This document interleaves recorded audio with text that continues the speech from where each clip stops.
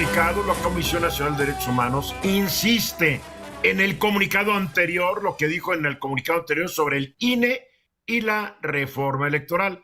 Esto después de críticas de los consejeros del INE, de muchos comentaristas, periodistas, analistas, observadores del asunto. La verdad es que la presidenta de la Comisión Nacional de Derechos Humanos, la verdad le vale un cacahuate lo que nosotros pensemos de ella y sus comunicados, porque para ella nomás hay un mexicano cuya opinión le importa. Y ya saben cuál. Pero para platicarnos sobre el comunicado de hoy, que explica el comunicado de hace unos días, invité a Luis Rodríguez Alemán, porque ayer, Luis, estuvimos platicando del comunicado de hace unos días.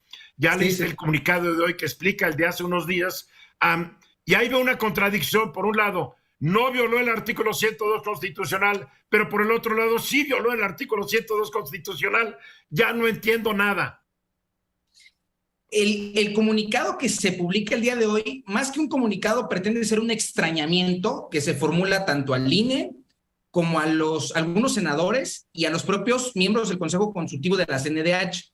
Y lo que busca con este comunicado aclaratorio es decir por qué no, a su entender, violó la Constitución, violó el 102 constitucional. Nada más como antecedente para quienes nos están escuchando, el 102 constitucional establece que la CNDH no puede o no tiene atribuciones en materia electoral y en materia jurisdiccional, ¿no? Dicho esto... A ver, ¿qué es materia jurisdiccional? Porque ahora sí, explícanos. Por ejemplo, la materia jurisdiccional es que la CNDH emitió una recomendación por alguna sentencia de la Corte. Ellos no tienen injerencia en lo que la Corte resuelva. Lo mismo sucede con la materia electoral. Ellos no tienen injerencia en los procesos que elabore el INE y en los procesos que desahogue el Tribunal Electoral. Para eso existe ese mecanismo de control. Al INE, quien lo controla es el Tribunal Electoral del Poder Judicial de la Federación, y pues bueno, al Poder Judicial el último mecanismo de control es la Suprema Corte. Entonces, ellos dicen que no violan la Constitución porque no se meten en cuestiones electorales ni de funciones del INE, sino en cuestiones de democracia. Pero en el propio fragmento que adjunta en su pronunciamiento la presidenta de la CNDH, se contradice porque hay un fragmento específico que dice que hablan de los procesos de dudosa legitimidad como los del 2006 y 2012, y de ahí en otro párrafo dice que hasta la fecha México no ha tenido una reforma electoral como la que necesita. Entonces, sí se está inmiscuyendo en las funciones del INE. Incluso además está haciendo un juicio que no le corresponde sobre elecciones de 2006 y 2012. Exactamente, porque eso le corresponde al Tribunal Electoral del Poder Judicial de la Federación, ¿no? Y a mí me llama mucho la atención porque este párrafo que transcribe no está en la síntesis publicada en el Diario Oficial de la Federación. Y me llama mucho la atención porque por algo no está. El Consejo Consultivo decidió que esas porciones no estuvieran. Si uno se va a consultar la recomendación completa, ahí sí aparece. Entonces, lo cierto es que la CNDH sí viola la Constitución, y los pronunciamientos que emite, que no dejan de ser un acto, digamos, de la presidenta de la CNDH, reafirman esa violación de la Constitución, ¿no? Se están inmiscuyendo en cuestiones que no le corresponden a la CNDH. Ahora, en su propio comunicado del día de hoy, la comisión dice que ellos tienen mucho trabajo y que han estado promoviendo la defensa de los derechos humanos, como las controversias como las acciones de inconstitucionalidad, ¿no? Llama mucho la atención porque en la misma recomendación 046-2022, de la que se deriva todo este ataques al INE, hay un fragmento donde la CNDH le recomienda al Congreso de la Unión respetar o modificar la legislación en materia de Guardia Nacional para garantizar su carácter civil. Y hay que recordar que hace unas semanas la CNDH decidió no promover acción de inconstitucionalidad en contra de las reformas que le quitan esa naturaleza civil a la Guardia Nacional. Entonces, la propia comisión desatiende sus propias recomendaciones, ¿no? Pero no es la propia comisión, es la propia presidenta de la comisión. Claro. Sí, que la comisión tiene que ser lo que ella diga, ¿no? Digo. Es correcto, sí. A ver, Eduardo Sodi, ¿tú qué opinas sobre todo este asunto? Pues mira, exactamente sobre el último que acaban de decir, la propia comisión desatiende su recomendación y el Congreso desatendió la recomendación de la comisión cuando le dijo que garantizara que la Guardia Nacional siguiera bajo la naturaleza de ser un órgano civil, ¿no? En ese sentido. Yo coincido con Luis en cuanto a que este pronunciamiento el día de hoy es contradictorio, pero además, como Luis lo comentaba ayer, a ver, esta recomendación viene por el análisis de situaciones ocurridas en 1951 y 1965, ¿no? Entonces, para nada tiene que ver esta recomendación con la actualidad electoral y mucho menos con la actualidad de nuestro Instituto Nacional Electoral. Y se le olvida a la presidenta, que es una distinguida miembro de Morena, y antes fue del PRD, que las reformas electorales más recientes fueron instigadas, promovidas y aprobadas por sus partidos a los que ella perteneció. Qué corta memoria tiene la señora Piedra. Tal vez el apellido tiene cierta significancia. Sí, pudiera ser, ¿no? Rodrigo.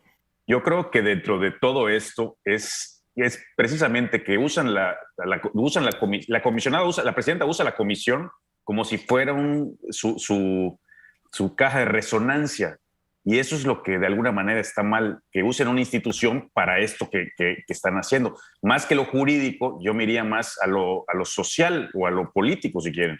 Que si en lo personal ella quiere pronunciarse de alguna manera, que se pronuncie y está en todo su derecho, pero no que inmiscuya a la comisión y está metiéndola ya en problemas de dimes y diretes internos, que eso es lo que de alguna manera Luis nos estaba comentando, ¿no? Que tiene toda la razón. A ella no le importa, a ella no le importa. Georgina.